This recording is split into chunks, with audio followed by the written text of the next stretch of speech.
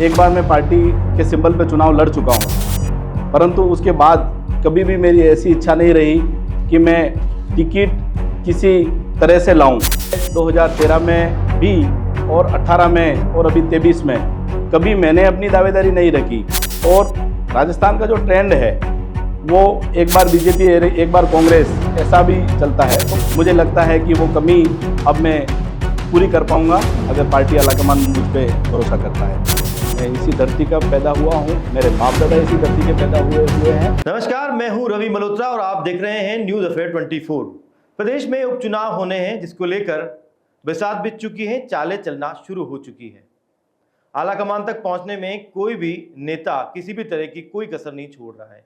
यहां तक कि जनता के बीच में भी अब सीधा जो जुड़ाव है वो करना शुरू हो चुके हैं। ऐसे में हम आज बात करेंगे सलूम्बर उपचुनाव की, क्योंकि सलूम्बर की जो सीट है वो खाली हो चुकी है। दरअसल स्वर्गीय अमृतलाल मीणा के निधन के बाद यहाँ पर उपचुनाव होने हैं और ऐसे में कई जो दावेदार है वो अपनी दावेदारी यहाँ पर प्रस्तुत कर रहे हैं। ऐसे में एक दावेदार जो सलूम्बर से हैं वो आज हमारे साथ में स्टूडियो में, उनसे हम बात करेंगे कि सलूम्बर उपचुनाव को लेकर किस तरह की रणनीति उनकी और कई सारे जो सवाल है उनको लेकर हम बात करेंगे। सबसे पहले बहुत बहुत स्वागत है नरेंद्र जी मीणा आपका न्यूज अफेयर 24 में। थैंक यू नरेंद्र जी, सलूम्बर का जो है उपचुनाव होने वाले हैं। सलूम्बर उपचुनाव को लेकर जो है क्योंकि जिस तरीके से पिछले 3 कार्यकाल के अंदर बीजेपी जो है वहां पर काबिज रही है और इस बार जो है विकास के मुद्दे पर ये देखा जाए या फिर देखिए कि पारंपरिक सीट जो है वहां पर हर बार बीजेपी जो है निकालती रही है। ऐसे में क्या देखते हैं आप इस उपचुनाव को लेकर? न्यूज अफेयर 24 को बहुत बहुत धन्यवाद।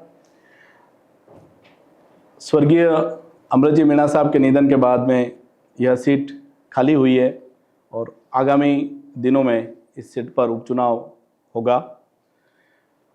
निश्चित रूप से हम विगत 3 चुनाव भारतीय जनता पार्टी सलूम्बर से जीती है और आगामी दिनों में यहाँ जो उपचुनाव होगा निश्चित रूप से कार्यकर्ता बहुत एक्टिव हैं। भारतीय जनता पार्टी की सरकार राजस्थान में बनी हुई है और केंद्र में भी भारतीय जनता पार्टी की सरकार बनी है, तो जनता के मन में यह बात है कि दिल्ली की सरकार, राजस्थान की सरकार और हमारे सलूम्बर की सरकार तीनों भारतीय जनता पार्टी की होगी, तो क्षेत्र के अंदर विकास की गंगा बहेगी। तो मैं समझता हूं कि आने वाले समय में निश्चित रूप से यहां से कमल खिलेगा। नरेंद्र जी, देखिए सलूम्बर में जिस तरीके से अमृतलाल जी मीणा का निधन हुआ उसके बाद में जो ये सीट यहाँ पर खाली हो चुकी है, अब पार्टी किसे उतारती है, आलाकमान का फैसला तो यहाँ पर होने वाला है। एक सीधा सा सवाल मैं आपसे ये करूंगा कि अगर आपको मौका यहाँ पर दिया जाता है तो क्या कोई बगावती सुर यहाँ पर तेज हो सकते हैं? पार्टी आलाकमान यदि मुझ जैसे कार्यकर्ताओं को अवसर यहाँ देती है तो मैं समझता हूँ कि मुझे लेकर किसी भी प्रकार का विरोध, बगावत हो ही नहीं सकती, क्योंकि मैं 2008 में पार्टी ने मुझे अवसर दिया था, तब एक बार मैं पार्टी के सिंबल पे चुनाव लड़ चुका हूँ, परंतु उसके बाद कभी भी मेरी ऐसी इच्छा नहीं रही कि मैं टिकट किसी तरह से लाऊं। मैं कार्यकर्ताओं का दिल जीत के और कार्यकर्ताओं के बल पे टिकट लाना चाहता था, तो निरंतर कार्यकर्ताओं का मन, कार्यकर्ताओं का दिल मैंने जीता है और क्षेत्र में 2013 में भी और 18 में और अभी 23 में कभी मैंने अपनी दावेदारी नहीं रखी। जनता ने और कार्यकर्ताओं ने मेरे नाम को आगे बढ़ाया, जिससे मुझे लोग दावेदार के रूप में मानते थे। पार्टी आलाकमान के पास में मेरा नाम दावेदार के रूप में गया है। नरेंद्र जी, 2008 की आपने बात करी है, तो 2008 के अंदर में जो है कहीं ना कहीं आपको मायूसी वहां पर देखनी पड़ी थी। इसके पीछे क्या कारण मानते हैं आप? और अगर इस बार पार्टी आपको विश्वास जताती है तो क्या ऐसी कोई चीजें रह गई थी 2008 की जिनको आप इस बार जो है फुलफिल करने की कोशिश करेंगे? जी, मुझे 2008 में मौका मिला था, तब मैं राजनीतिक में बहुत युवा था, साढ़े 26 साल की मेरी उम्र थी और उससे चुनाव से कुछ समय पहले हमारा सराड़ा विधानसभा क्षेत्र हुआ करता था, जिस विधानसभा का मैं रहने वाला था, और चुनाव से 3 महीने पूर्व ही सराड़ा विधानसभा को सलूम्बर में मर्ज कर दिया गया। कुछ भाग खेरवाड़ा में मिला दिया और कुछ भाग उदयपुर ग्रामीण विधानसभा में मिला दिया। तो मेरे लिए जो सलूम्बर का जो हिस्सा था वो पूरा नया था। मैं राजनीतिक क्षेत्र में काम बहुत कम उम्र से करने लग गया था पार्टी के कार्यकर्ता के रूप में। तो सलूम्बर सराड़ा क्षेत्र का जो एरिया था, वहाँ मेरा लोगों से जान पहचान, आना जाना, सब कुछ पार्टी को मीटिंगों में आला कमान नेताओं से सब संपर्क वहाँ पे मेरा अच्छा था। पर सलूम्बर मेरे लिए चूँकि बहुत नया एरिया हो गया था, तो मैं युवा भी था और वो एरिया भी नया हो गया। और दूसरी तरफ 2008 की बीजेपी और 2014 के बाद की बीजेपी में काफ़ी अंतर आया है। तो उस समय आडवाणी जी और अटल जी वाली बीजेपी थी, और राजस्थान का जो ट्रेंड है वो एक बार बीजेपी एक बार कांग्रेस, ऐसा भी चलता है। तो उस समय कांग्रेस की गवर्नमेंट बनी थी और मैं भी वहाँ पे रिजल्ट नहीं दे पाया था। पर आज मैं ये कह सकता हूँ कि मेरे 16 साल के इस सफ़र को मैं कभी, उसके बाद में मैं कभी रुका नहीं, कभी घर नहीं बैठा। 2 बार मैं, एक बार 2010 में, एक बार 2015 में पंचायत समिति सदस्य रहा, पंचायत समिति सराड़ा का नेता प्रतिपक्ष रहा। संगठन में मैं जिला उपाध्यक्ष जैसे दायित्व का निर्वहन किया। 2016 से 2018 तक 19 तक मैं जिले के महामंत्री के रूप में दायित्व मैंने वहन किया, और कार्यकर्ताओं से जीवंत संपर्क मेरे क्षेत्र के अंदर होता रहा, जिसकी वजह से एक भावनात्मक रूप से और कार्यकर्ता मेरे विजन को समझते हुए मेरे साथ में जुड़ते चले गए। तो मुझे लगता है कि वो कमी अब मैं पूरी कर पाऊंगा अगर पार्टी आलाकमान मुझ पे भरोसा करता है तो। नरेंद्र जी, वैसे तो अभी देखिए जिस तरीके से जो है कांग्रेस और बाप पार्टी है वो तो ठीक है, अपने कैंडिडेट बिल्कुल यहाँ पर उतारेगी, उनसे भी जो मुकाबला वो नहीं है। लेकिन यहाँ पर एक जया मीणा जो है, उनका भी एक नाम यहाँ पर सामने आ रहा है। तो हालांकि वहाँ पर उनको लेकर ये भी है कि बाहरी का जो एक तमगा है वो भी वहाँ पर लगाया जा रहा है। इसको किस तरीके से देखते हैं आप नरेंद्र जी? देखिए, यह लोकतांत्रिक व्यवस्था के अंदर कोई भी दावेदारी कर सकता है, किसी को मनाही नहीं है। पर जैसा कि आपने खुद ने इस बात का दौरान किया कि वो बाहरी है, तो हमारे विधानसभा क्षेत्र में कई ऐसे योग्य कार्यकर्ता हैं जिन्होंने बरसों तक पार्टी की जाजम उठाई है, बरसों तक पार्टी को मजबूत करने के लिए खून पसीना एक किया है। ऐसे किसी कार्यकर्ता को पार्टी अगर आगे लाती है तो मैं समझता हूं कि कार्यकर्ताओं में जो पार्टी संगठन में काम करने की जो इच्छा शक्ति है वो और मजबूत होगी, और तन मन से लग के कार्यकर्ता काम करेंगे। कार्यकर्ताओं में एक अच्छा मैसेज पार्टी के लिए भी जाएगा, और मैं समझता हूं कि ऐसी पार्टी सब आलाकमान विचार विमर्श करके फिर निर्णय करेगा। देखिए नरेंद्र जी, आपने खुद अभी एक बात कही है कि ऐसे कार्यकर्ता जिन्होंने जाजम तक उठाई है उनको मौका मिलना चाहिए। आप लंबे समय से जो है टिकट की मांग यहाँ पर कर रहे हैं, तो कितनी उम्मीद लगती है आपको कि आलाकमान जो है आपकी तरफ देखेगा इस बार? मुझे आलाकमान के निर्णय पे पूरा भरोसा रहा है ठेठ से, चूँकि मैं पूर्व में भी कह चुका हूँ कि मेरी दावेदारी जनता की दावेदारी है, कार्यकर्ताओं की दावेदारी है। मैं अभी तक आपके चैनल के माध्यम से भी कहना चाहता हूँ कि मैं अभी तक जयपुर नहीं गया हूँ और ना ही किसी नेता से मिलने के लिए दिल्ली गया हूँ। मैं कार्यकर्ताओं के भरोसे हूँ, मेरे संगठन के नेताओं के ऊपर पर मुझे पूरा भरोसा है, और हमारी पार्टी कहती है, हमारे आलाकमान के लीडर कहते हैं कि कार्यकर्ता फील्ड में लग के काम करते रहना चाहिए, और किसी मकसद के बिना निस्वार्थ भाव से काम करता है कार्यकर्ता। तो उस कार्यकर्ता निराश होने की ज़रूरत नहीं है। आलाकमान के कैमरे लगे हुए हैं वहाँ पे, तो मैं समझता हूँ आलाकमान निश्चित रूप से इन सब चीज़ों को देखता होगा, और कार्यकर्ताओं ने जो आवाज़ उठाई है विधानसभा क्षेत्र के अंदर इस टिकट को लेके किसे मिलना चाहिए, ये भाव जो मेरे प्रति कार्यकर्ताओं ने बनाया है, आलाकमान इस पर जरूर विचार करेगा।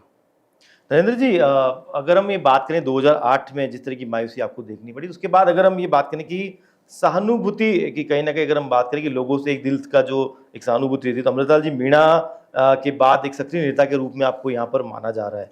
तो क्या आपको लगता है कि ये जो सहानुभूति है कहीं ना कहीं लोगों की जो है, तो क्या उसको लेकर जो एक उम्मीद लगती है आपको टिकट को लेकर? सहानुभूति नहीं कहेंगे, कार्यकर्ताओं की नज़र में मेरा समर्पण है, और कार्यकर्ताओं को ये पता है कि इस व्यक्ति का नाम मजबूती से 2013 के चुनाव में हो, 18 के चुनाव में हो, और 23 के चुनाव में, या फिर 2024 के लोकसभा चुनाव में मेरा नाम प्रबलता से उभरा है। तो कार्यकर्ताओं को ऐसा लगता है कि अब इस व्यक्ति को अवसर मिलना चाहिए, और जिसकी वजह से बहुत क्षेत्र के अंदर कार्यकर्ताओं में जनता ने मेरी दावेदारी को एक प्रकार से कंधे पे उठा रखा है। इस तरह की दावेदारी मेरी उठा रखी है जनता ने, तो मैं उसे सहानुभूति नहीं कहूँगा। कार्यकर्ताओं के मन में ऐसा है कि अब इस व्यक्ति को जो इतने समय से काम कर रहा है उसको अवसर मिलना चाहिए, ऐसा कार्यकर्ताओं का मानना है। चलिए, सहानुभूति की बात अगर हम रहने भी देते कि चलिए आपने कहा कि सहानुभूति नहीं, लेकिन कार्यकर्ताओं के प्रति जो है आपका समर्पण है, इसलिए कार्यकर्ताओं की वजह से ही आपको टिकट मिलता है, तो उनकी वजह से ही मिलेगा। चलिए, मैं एक और सवाल आपसे यहाँ पे करना चाहूँगा कि आपके कोई इमोशनल 2 वीडियोस जो हैं वो मीडिया पर भी जो डाले गए हैं, जिसमें पहले आपने विधायक और सांसद टिकट की दावेदारी भी आपने जताई थी, और अमृतलाल जी मीणा को जब टिकट मिला था उससे रिलेटेड भी ये कोई एक वीडियो बताया जा रहा है। तो आपको लगता है कि इन सब चीज़ों के बाद में आलाकमान से आप कोई उम्मीद रखकर बैठे हो टिकट को लेकर? हाँ, ये जो इमोशनल वीडियो की आप बात कर रहे हैं, 2023 के विधानसभा चुनाव का टिकट जब अमृतलाल जी मीणा साहब के नाम की घोषणा हुई, तो मैंने, चूंकि आलाकमान का निर्णय हो गया, तो जो लोग मुझसे जुड़े हुए थे वो लोग एकदम से, उन लोगों को झटका लगा कि नरेंद्र मीणा को टिकट नहीं मिला, तो वो इधर उधर जा सकते थे, बगावती तेवर अपना सकते थे, और जो असामाजिक तत्व के रूप में जो दूसरे कई दावेदारियां कर रहे थे उनके साथ में जुड़ सकते थे। तो मैंने तुरंत वीडियो डाल के, मैंने दिल की बात, जो मेरे संगठन के प्रति समर्पण का जो भाव है वो मैंने उस वीडियो के माध्यम से दिखाने का प्रयास किया, जिसकी वजह से मुझसे जुड़ा हुआ कार्यकर्ता तुरंत ही भारतीय जनता पार्टी के प्रत्याशी अमृत जी मीणा साहब के सोशल मीडिया पे उन्होंने पोस्ट डालना प्रारंभ कर दिया, स्टेटस लगाना प्रारंभ कर दिया, और उनको टेलीफोन से या प्रत्यक्ष रूप से मिलके बधाई देने का काम प्रारंभ कर दिया, जिससे विधानसभा में तुरंत ही सकारात्मक एक वातावरण बना, जिसकी वजह से हम यह चुनाव भी जीते थे। नरेंद्र जी, युवाओं के बीच तो खैर आप काफ़ी जो है चर्चा में रहते हैं, चाहते भी हैं आप उन युवाओं के सलूम्बर में और जो भी आसपास का आपका क्षेत्र है, और उसके अलावा लेकिन एक ऐसा वर्ग भी है सलूम्बर में जो कहीं ना कहीं जो आपको थोड़ा सा नापसंद करता है। तो क्या आप इस चुनाव में, अगर आपको उपचुनाव में अगर आपको टिकट मिलता है, तो क्या उनकी पसंद आप बन पाएंगे? मुझे नहीं लगता है कि मेरे विधानसभा क्षेत्र में मुझसे कोई नाराज है, और मैं दावे के साथ कह सकता हूं कि विधानसभा क्षेत्र के अंदर मेरे से किसी एक व्यक्ति से मेरी बोलचाल नहीं हो, ऐसा कोई एक एग्जाम्पल बता दे तो मैं इस चैनल के माध्यम से घोषणा करता हूं, मैं राजनीति करना छोड़ दूंगा। एक भी व्यक्ति मेरे से बोलचाल में बंद नहीं है। हर व्यक्ति से मेरा शिष्टाचार, अच्छी मुलाकात है, सब लोगों को मैं साथ में लेके चलता हूं, और मेरे प्रति कोई नाराजगी नहीं है। और किसी अन्य दावेदार के साथ में भी कोई है तो मैं उनसे निरंतर बात करता हूं, और मुझे लगता है कि जब मुझे टिकट मिल जाएगा तब वो सहर्ष मैं उनके साथ में, वो मुझे स्वीकार कर लेंगे और मैं उनको स्वीकार कर लूँगा। नरेंद्र जी, मेरा अगला सवाल शायद थोड़ा सा आपको परेशान कर सकता है कि जिस तरीके से जो है अभी देश में और प्रदेश में दोनों ही जगह जो है बीजेपी की सरकार है, और प्रदेशाध्यक्ष जो है बीजेपी के वो कह चुके हैं कि सलूम्बर को जो है फिर से जीतना है। तो अगर आपको टिकट मिलता है वो एक अलग बात है, लेकिन अगर आपको टिकट नहीं मिलता है तो क्या लगता है परिणामों के, जो सलूम्बर के परिणाम हैं, उस पर कोई प्रभाव पड़ सकता है? आपके इस सवाल का जवाब मैं क्या बोलूं। मेरे विधानसभा क्षेत्र के बच्चा जानता है कि नरेंद्र मीणा संगठन के प्रति इतना समर्पित व्यक्ति है कि नरेंद्र मीणा को टिकट नहीं मिलेगा तो एक ही व्यक्ति ऐसा है जो संगठन की लाइन से चलेगा, और जिसको भी टिकट मिलेगा उसके साथ में फिर से काम करेगा। ये मेरे कहने की आवश्यकता नहीं है, बच्चा जानता है मेरे विधानसभा क्षेत्र का। चलिए, ये तो ठीक है नरेंद्र जी, लेकिन आप मुझे बताएं कि जिस तरह मेवल और छप्पन जो है आपके विधानसभा क्षेत्र में, उसमें जो है बाप पार्टी जो है वो काफ़ी जो है प्रबल रूप में है, वहाँ पर बिल्कुल सामने है। और पिछली बार भी अगर हम ये देखें तो कांग्रेस से जो वोटों का अंतर था वो तकरीबन 15,000 ही था। तो अब अगर आपको मौका मिलता है तो जहाँ जहाँ कमज़ोर जो चीज़ें आपको नज़र आ रही है उनका किस तरीके से मुकाबला करेंगे, क्योंकि बाप पार्टी जो है लगातार जो है अपना क्षेत्र और अपना जो वर्चस्व है वो इस क्षेत्र में बढ़ाती जा रही है। मैं आपको थोड़ा सा आपके सवाल में संशोधन करना चाहूँगा। मेवल और छप्पन दोनों क्षेत्र भारतीय जनता पार्टी के लिए बहुत सकारात्मक विधानसभा चुनाव में रहे थे। हमको मेवल और छप्पन से नुकसान नहीं हुआ था, हमको सराड़ा क्षेत्र और जैसमंद पंचायत समिति का जो एरिया है और जो पालों का एरिया है, नठारा है, खरबर है, बलुआ पाल है, और इधर केवड़ा का जो ट्राइबल बेल्ट है, जो इधर से पार्टी को थोड़ा नुकसान हुआ था। क्योंकि मैं इसी विधानसभा का स्थानीय रहने वाला हूं और नेवातलाई ग्राम पंचायत जो इस विधानसभा क्षेत्र का ही अंग है, और जो आप पार्टी को सबसे ज़्यादा वोट मिले वो केवड़ा से सिंगटवाड़ा, केवड़ा, भालड़िया, नेवातलई, पाडला, देवपुरा, लगभग ये मैं आपको बताना चाहता हूँ, केवड़ा से लेकर सरसिया तक 12 पंचायतें हैं। इन 12 पंचायतों में 26,000 वोट मतदान हुआ था। उस 26,000 वोट में भारतीय जनता पार्टी को 7,000 वोट मिले थे और 19,000 वोट जो है वो कांग्रेस और बाप पार्टी को मिले थे। और बाप पार्टी को सबसे ज़्यादा मिले थे, फिर कांग्रेस को मिले थे और भारतीय जनता पार्टी को 7,000 वोट मिले और तीसरे स्थान पे इन 12 पंचायतों में रही थी। चूँकि यह एरिया जावर माइंस का बेल्ट है और इस बेल्ट का मैं रहने वाला भी हूँ। इस बेल्ट से हमने 2013 में बढ़त ली थी, 14 के लोकसभा में बढ़त ली थी, 2018 के विधानसभा में बढ़त ली थी, 2019 के लोकसभा में भी बढ़त ली थी और केवल 2023 के विधानसभा में हम इस क्षेत्र से पिछड़े।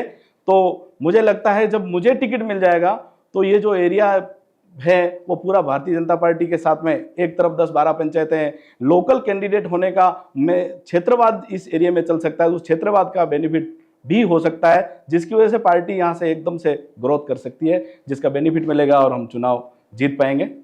जी नरेंद्र जी, वैसे जो है यहाँ पर जो है बीजेपी की पारंपरिक सीट रही है सलूम्बर में, लेकिन आप देखें कि पिछली बार में जो है बीजेपी के बाद दूसरे नंबर पर कांग्रेस रही है और उसके बाद में जो है बाप पार्टी यहाँ पर रही है। लेकिन अब उपचुनाव में आपको क्या लगता है, त्रिकोणीय मुकाबला यहाँ पर तीनों के बीच आप मान रहे हैं या सीधा किसी पार्टी के साथ कैंडिडेट से आप मुकाबला मान रहे हैं? क्योंकि पिछली बार जैसे मैंने आपको पहले बताया कि जो अंतर है वो 15,000 वोट का, हालांकि एक वोट का भी अगर अंतर रह जाए तो जीत हार जो है बहुत भारी पड़ जाती है। लेकिन इसको त्रिकोणीय मानते हैं आप या सीधी कोई टक्कर मान रहे हैं आप?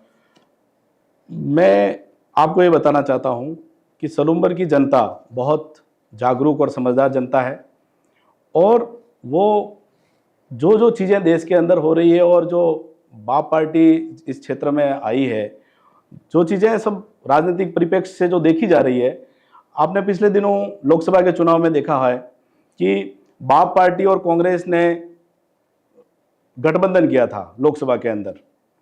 तो अल्टीमेटली लोगों को ये समझ में आ गया कि बाप पार्टी और कांग्रेस ये दोनों लगभग एक ही हैं, ये रूप बदल बदल के और क्षेत्र में आते हैं। तो जनता इन दोनों को कोई सीरियस नहीं लेती। जनता को ये पता है कि हमको राजनीति किस तरह जाती है उससे जनता ज़्यादा सरोकार नहीं रखती है। जनता इस बात को मानती है, ये विचार रखती है जनता कि हमारे क्षेत्र का विकास होना चाहिए। केंद्र की सरकार भारतीय जनता पार्टी की है, राज्य की सरकार भारतीय जनता पार्टी की है और उदयपुर का जिला प्रमुख भी भारतीय जनता पार्टी का है और सलूम्बर का विधायक जो अब अवरोध हुआ है पुनः भारतीय जनता पार्टी का बनेगा।